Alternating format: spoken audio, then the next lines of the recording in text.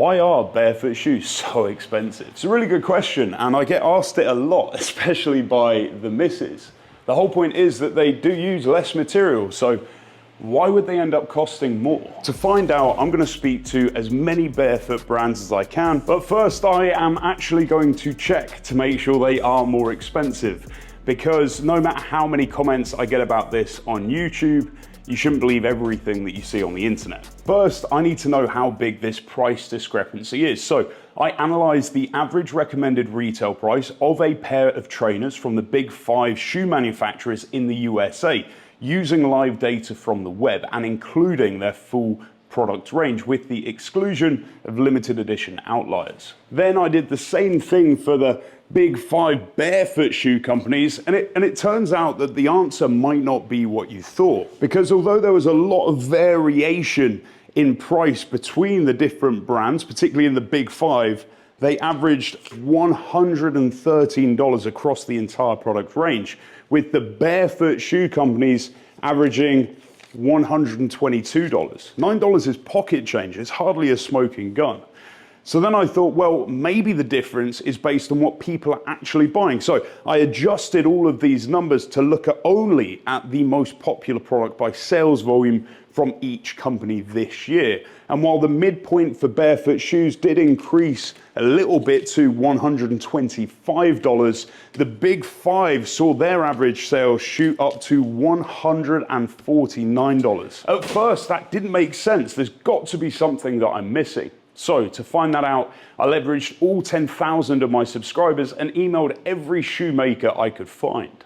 Title: urgent.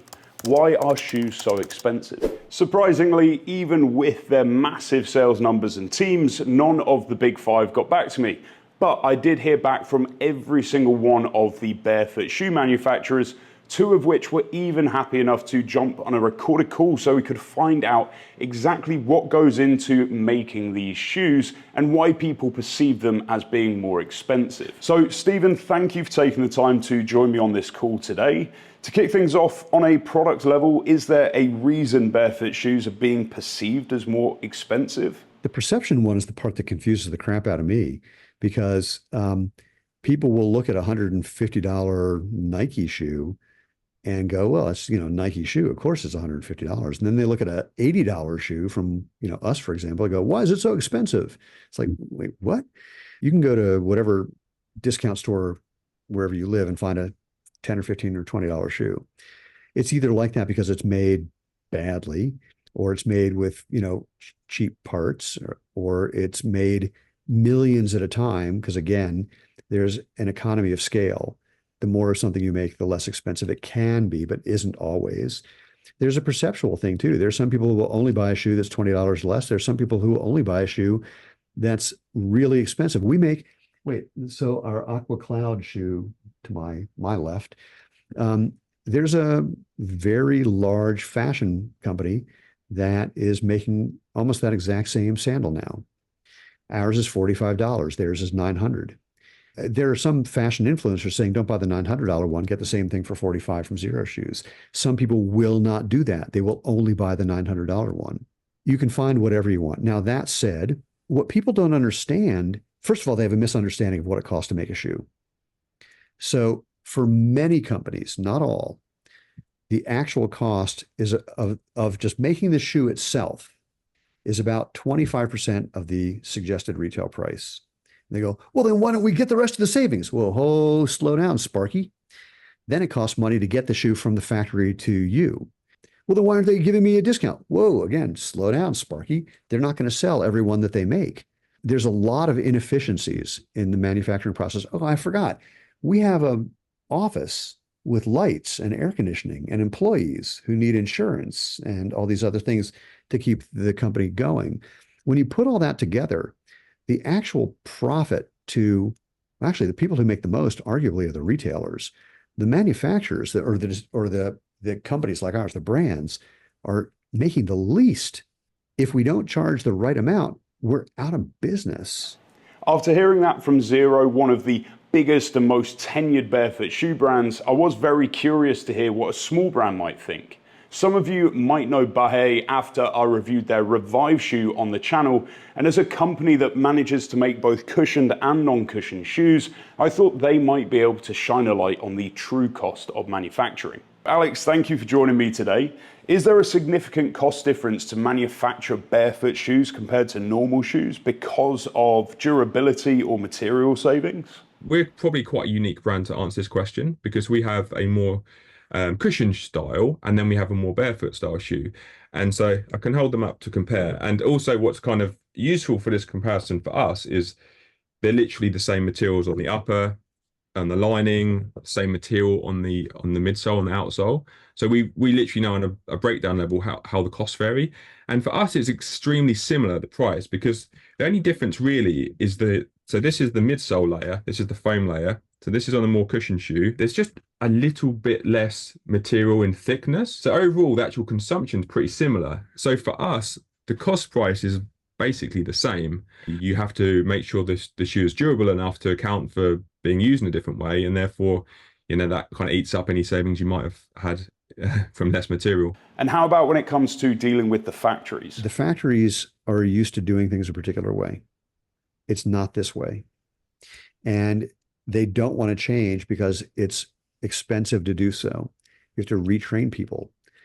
I'll give you a quick example. When our first product was actually just from our do-it-yourself sandal kit was just an outsole.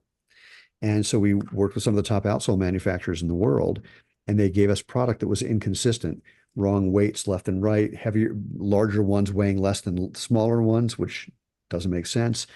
And we had to say to them, you're used to making something where the bottom of the outsole looks good, but the top doesn't matter because it's going to get glued onto something else. But this is our entire product. You have to pay attention to the top and the bottom. And they went, no. A lot of these things arrived flat, and our mold is not flat. Oh, it happened in shipping. No, it didn't. And it took me literally years till I said, send me a video of how you're making these outsoles. And what I saw is they're coming out of the molds, piping hot, and they would just lay them upside down, flat, and stack one on top of the other. I said, yeah, you're flattening them. Put a mold that's the shape of the mold underneath the thing that you're stacking them on, and that'll fix it.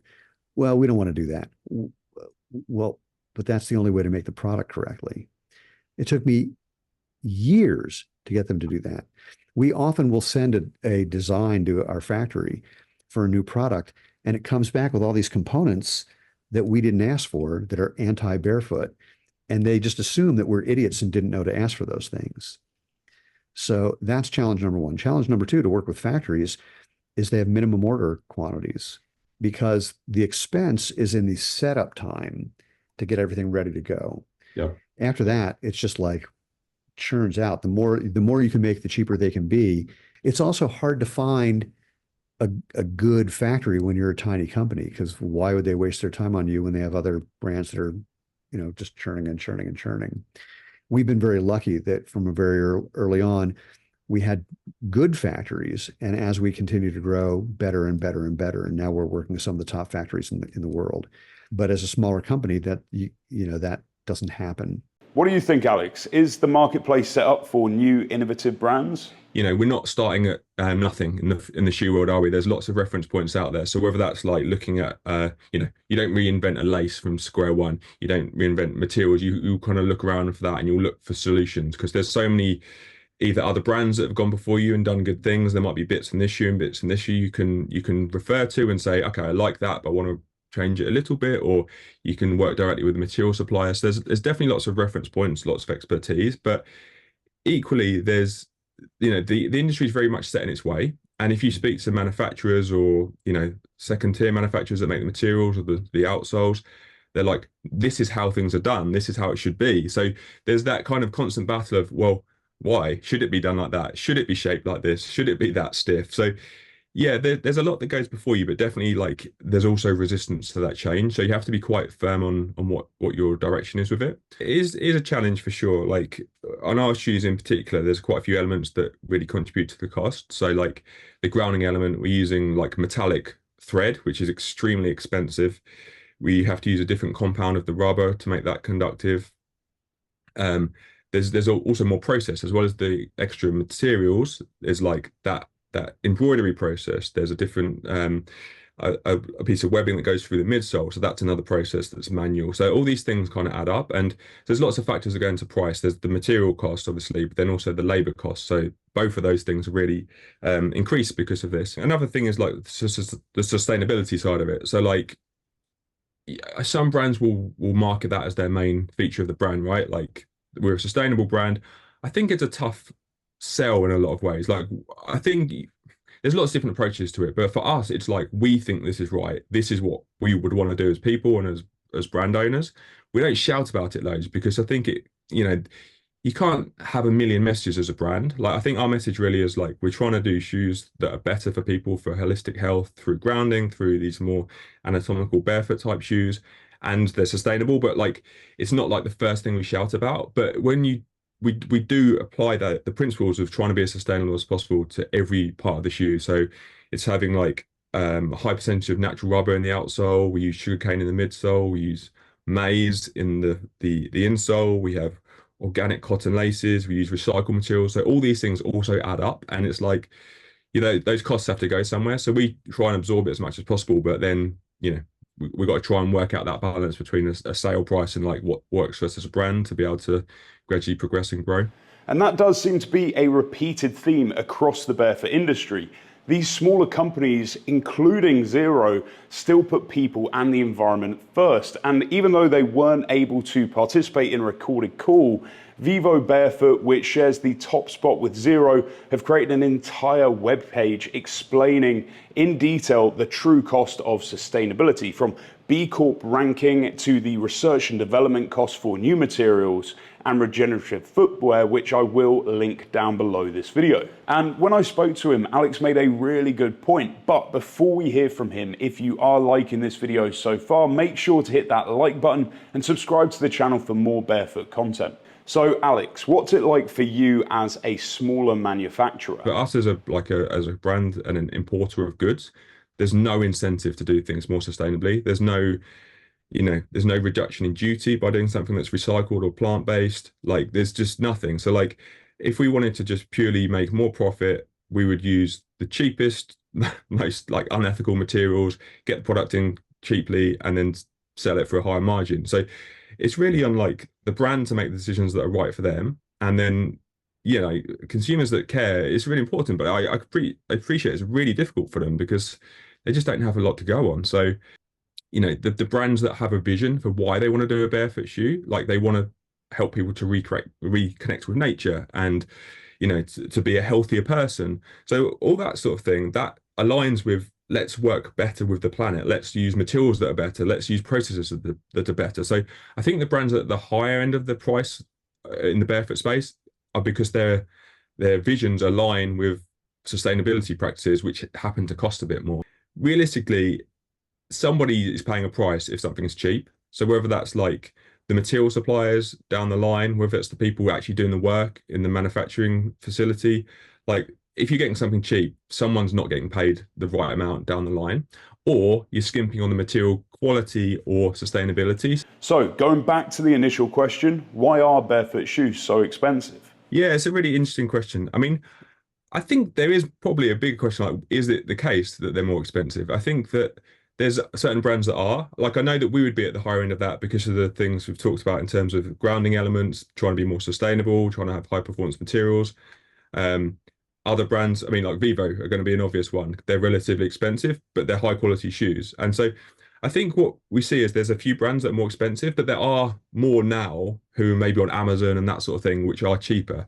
I think the difference, if you're comparing to the sports industry, is you've got these like literally multi-billion-dollar companies who will have a range of product prices. So they'll have like, top of the range things right down to much more accessible things because they just want to churn out huge volume. Does that mean at some point we're going to see the big manufacturers entering the space? They tried kind of in the early days of the barefoot boom, 2009 to 2012, but they found they couldn't tell two conflicting stories. It became too confusing for people. They couldn't tell, here's our new cushioning, isn't it great? Which, by the way, every time they come out with some new cushioning, they never say, sorry for the shit we've been selling up until now. What do you think that means for the future of the industry? If you do a Google Trends search and look at the search volume for barefoot shoes, it's at a worldwide all-time high. It's been growing organically. It's up over 1,100% since 2020. Right. And it's about twice what it was during the boom of 2009, 2012. And more companies coming into the space every month. And, we continue to grow. And I'm happy to say that, we've been a big part of making that happen by sticking to our guns for the last 14 and a half years. So all said and done, do you think barefoot shoes are expensive? Compared to what?